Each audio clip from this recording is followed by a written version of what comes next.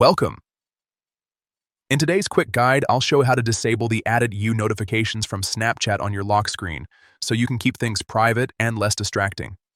If you're tired of seeing friend requests pop up on your lock screen, this updated method will help you turn them off in just a few simple steps. First, unlock your phone and open your Settings app. This is where all your notification controls are managed. Next, scroll down and tap on Apps. Depending on your device, this might also appear as Apps and Notifications, but the option is usually easy to find. Now, look for Snapchat in your list of apps and tap on it.